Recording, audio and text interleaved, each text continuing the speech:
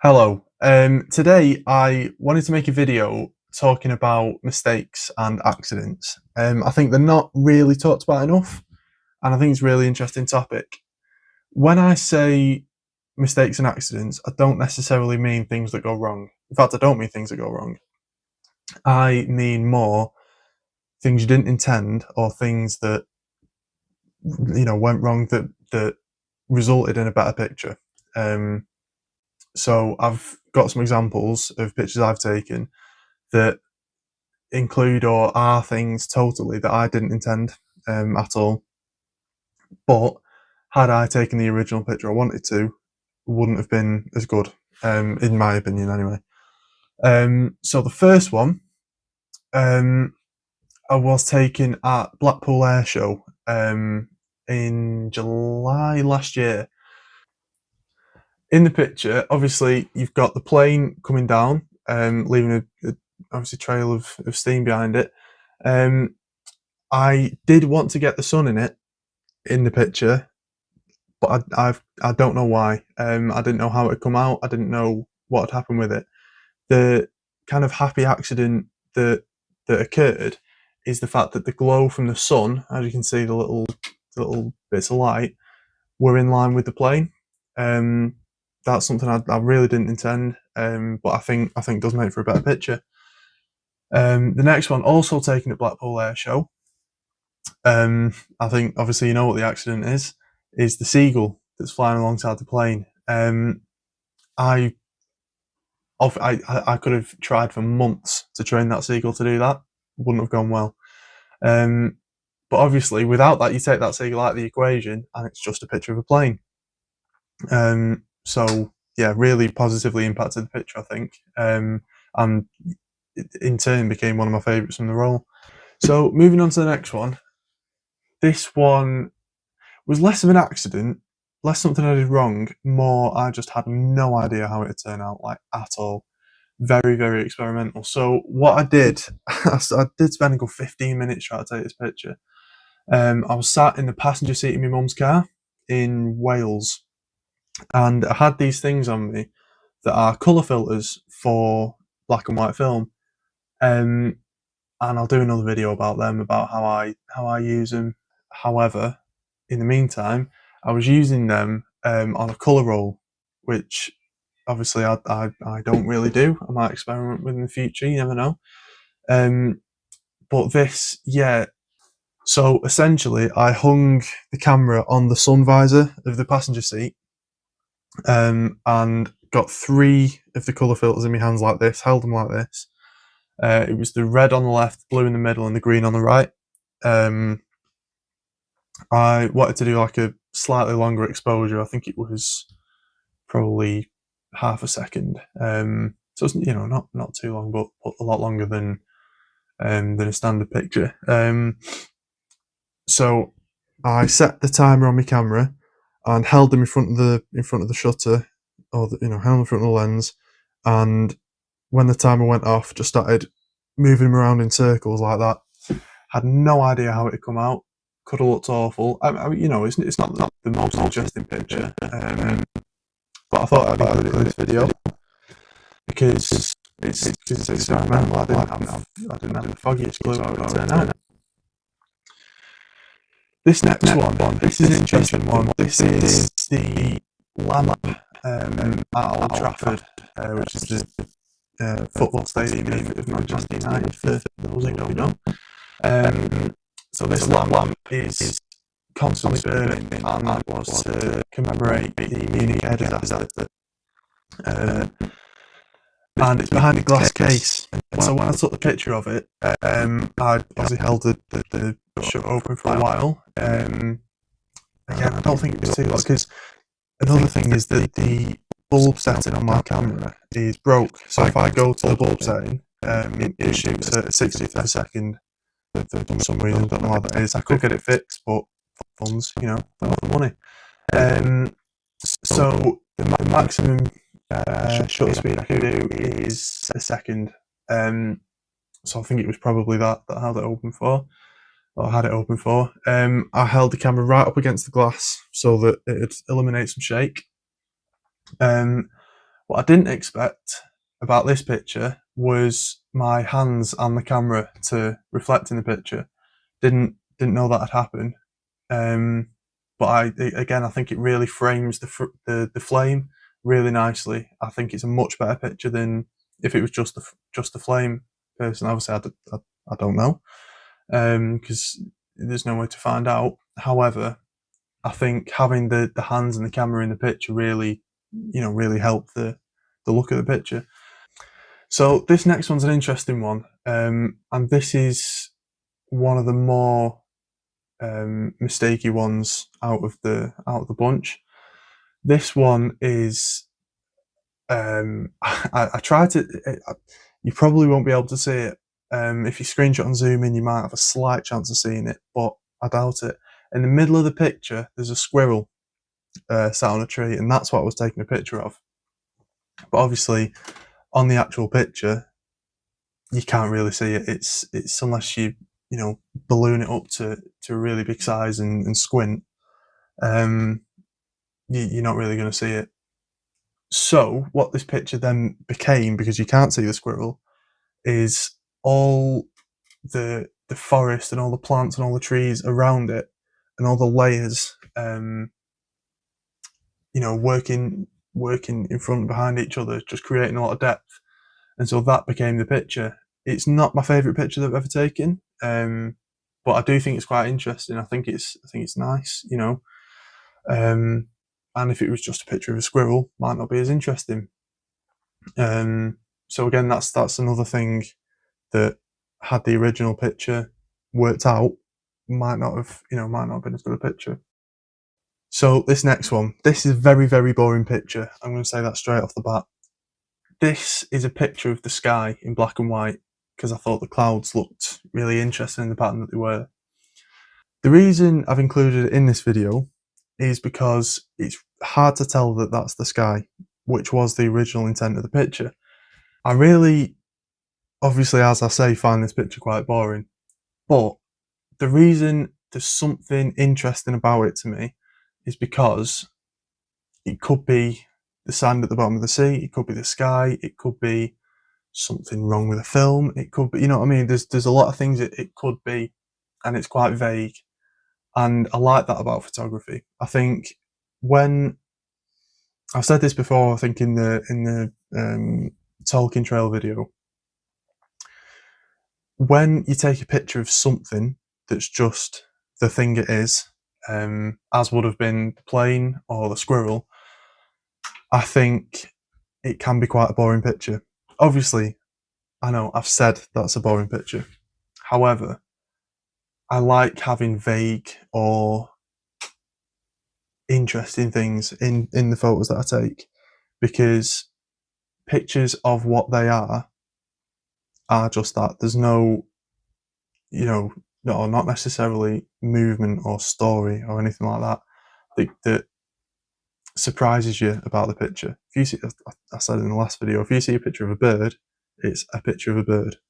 But if there's something happening, something different, something unusual, it surprises you. And I think that's personally where I find enjoyment in photography.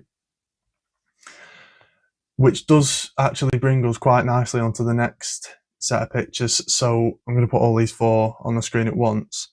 These were all taken within the space of about 2 minutes. Well, probably a little bit longer than that, but not much. So I was in Turkey taking these pictures, and it was the very start of a roll, as you can see by that. So that's that thing on the left there. That's the first picture of a roll when, before you close the back of the camera after you load the film, the light exposes one side of the frame, and it just stays like that. Obviously, it's exposed, it's done, but you do get one half of the picture.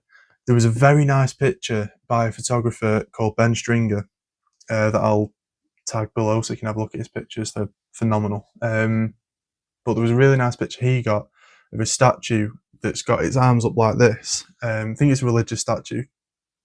But it's got its arms up like this, and at the top of the picture, just like where his hands start touching, is that little bit of light. It's a portrait picture, so that's at the top, and obviously that's unintentional, but I think that's what makes that picture just a little bit more interesting, has a bit more of a story, has a bit more of a meaning, because I mean, I don't know this for a fact, but I can imagine he didn't intend to do that. But yeah, I personally love that picture that he took. But yeah, looking at the rest of these, that one that's blue, I'm not sure why it turned out blue. If anybody's got any answers to that, please put them in the comments. But this picture was of the skyline outside me, on the balcony where I was staying. These little lights here were all buildings and houses up the side of a hill. It was the middle of the night, it was pitch black, but I left it open for, I mean, like I say, would have been a second. So obviously it's too dark. However, I think it can be, you know, there is something interesting about it. Obviously the colour is just blue and black, and as I say, I don't know why that's happened. But it's more what you can see of the picture as opposed to what the picture actually is. Like, you could spend a while looking at that picture trying to figure out what it is. Like I say, it's not my favourite picture. But I think it's more interesting than just a view of some buildings. I don't know, maybe. This next one, the orange kind of black and white one, I have no idea what that is. In total honesty, I have no idea what that is. I don't know why any of that's happened, but it has, and it'd be really great to say what the intent behind the picture was, but I've no idea. It's just happened like that, and I think it's quite cool. You know, I genuinely, all it is, I think it looks quite cool. Similarly to the one next to it, also blue and black. But that, I think I tried to take a picture of a star, and I think that's that little blue dot there. But yeah, again, I obviously didn't mean for it to look like that. And that's how it turned out. But I think it looks interesting. You know, it could be a painting. You know what I mean? And that's something else I mentioned in the last video. Was I like when pictures look like they could be paintings. You know, I mean, it's a bit modern arty, but it's a bit abstract if it was a painting. But no, I think it looks quite interesting. This was another one in Turkey, this next one. This was just a street performer outside a restaurant I was at, and I simply tried to take a picture of him playing his instrument. However, it was fairly dark, or dark enough to warrant having a slower exposure, probably about 15th of a second. And I tried to get him when he was playing quite still. So I set the camera up and waited for him to be quite still, and he was. And so I took it, and as I took it, he went like that with his saxophone. And again, I think it just makes it more interesting. I think it gives the idea of movement. I think if I was looking at that, I'd infer from that he is playing passionately. You know, I think it looks like he's really playing as opposed to just playing. You know what I mean? And if I took a picture of him still, he would just be playing. But that looks like he's going for it, he's moving too fast for the camera. I think the interest behind that, the story behind it, is that he's playing with such passion that it can't be picked up on camera. I know that's a bit la-di-da. However, I think that's what makes a picture interesting. So, bit of a change of pace for this next one. This was taken at Christmas, just at my nan's house. The guy on the very left is my uncle. The guy in the middle is also my uncle. The woman on the right is his wife. I was trying to take a nice picture of them two, just posing for the camera, smiling. But the reason it didn't turn out like that, and I like this one. This is a really nice picture. I think, if I do say so myself. But neither of them really wanted the picture taken, and they were, you know, it's Christmas, we're all a bit merry, we're all just having a laugh. My uncle in the middle, with a hat on, was just like taking the mick out of the whole situation, taking the mick out of his wife, and just having a laugh about having the picture taken. And I think, again, similar to the thing of intent versus product, is if I'd have taken a picture of him just posing for the camera, you'd have seen that they were happy because they'd have been smiling. But taking it like that, taking it when it's a bit more candid, they don't necessarily know the picture's been taken yet because they aren't posing for it. You can see, you can believe that they're really happy. You know, obviously there's a lot of pictures on social media now of people posing, and 9 times out of 10, you don't necessarily believe it, you know, because it's posed for. You know, you'll be out, you know, doing your thing day to day, and you'll see people taking a selfie, smiling their heads off, and then the second the picture takes, they'll put the phone back. You know what I mean? And smile drops. But that's obviously not what's happened in this picture. You can really get the feeling of actual real happiness, which is, you know, it was the intent behind the original picture, but it was just emphasised so much more due to the fact that the picture maybe went a little bit wrong, you know, and I like that. So this next one is taken of my girlfriend Liv. It's, the picture's too dark. There's light coming through from the window that's, you know, it's kind of bled into the picture. There's a line going down the middle. But I think, you know, personally, had it been a perfect, you know, the light perfectly balanced, it'd been a nice picture of the room and of my girlfriend, there's not as much, you know, it doesn't look as artsy fartsy, if that makes sense. It doesn't look as interesting. I love the contrast of the dark versus the light of the window. You know, there's a painting my mum used to have. I think it's called Girl in a Window, and in that it's just of a girl sat in a window, and behind her is black, but she's lit up by the moonlight or something like that. I can't remember the exact picture, but it kind of reminds me a little bit of that because of the silhouette in front of the window, and like I said, obviously there's the title. It looks a bit like a painting.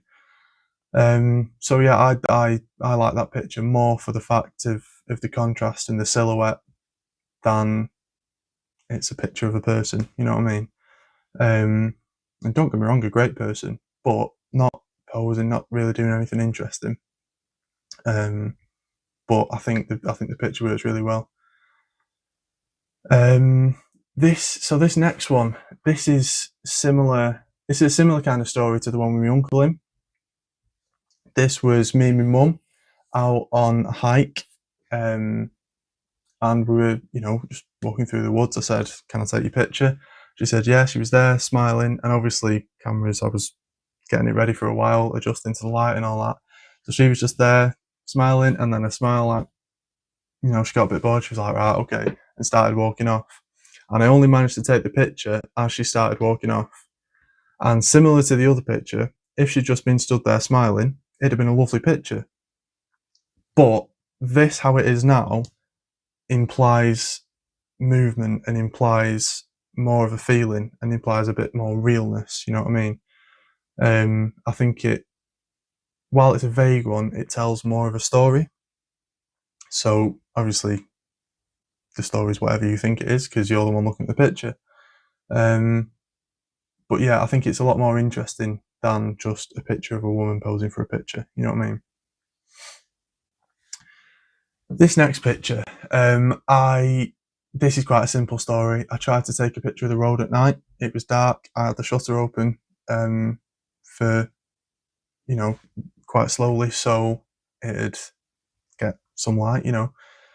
But obviously, we're moving in a car, so the scene kind of whooshes back, and I think it makes for a nicer picture than just a picture of a road.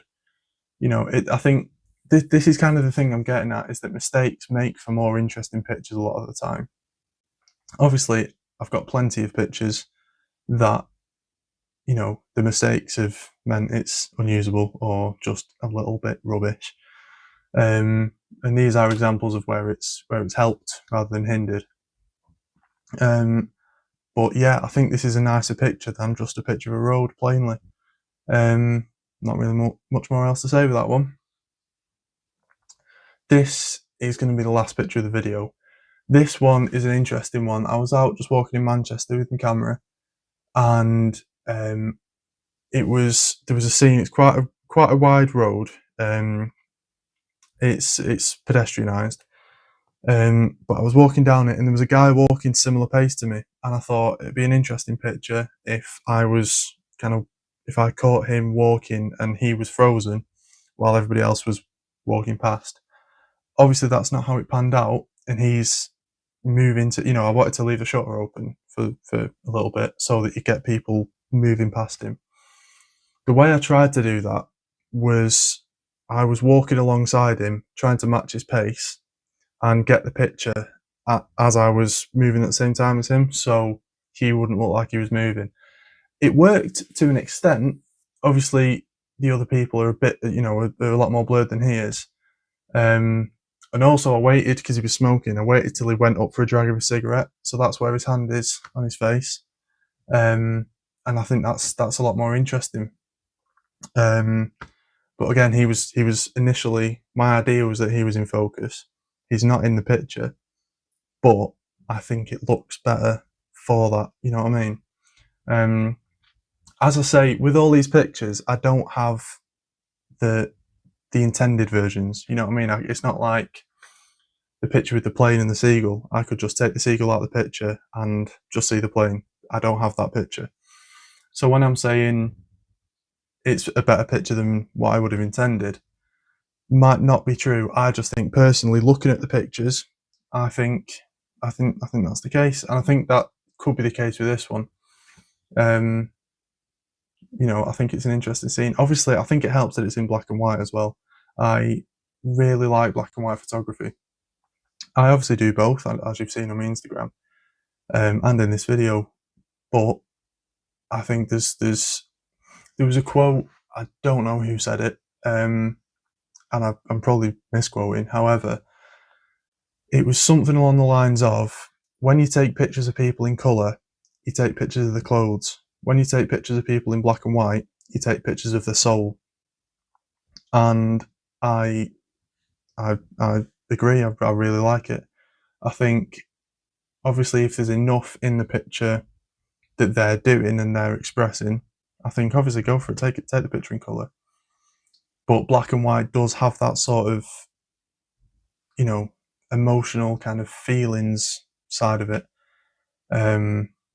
Not necessarily as expressed in this picture. Obviously, things are a lot more blurry.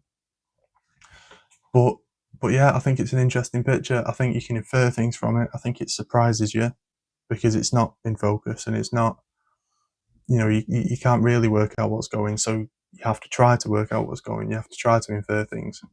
And I think that helps. I think that works well. So, as I say, that's the last image of the video. Overall, I think the moral of the story, the message I'm trying to get across is make mistakes, try things, experiment. If you want to take a picture of something, think, is that interesting enough? Is that, it might look nice, but is it just a picture of the thing you're taking a picture of, or is there story, is there inference to be made? Because I think that's what makes photography good, in my opinion. Obviously, there are a lot of opinions going about. This is just mine. So that's all from this video. Thank you for watching. If you enjoyed it, feel free to like, comment, all that stuff. So yeah, see you in the next one. Thanks for watching.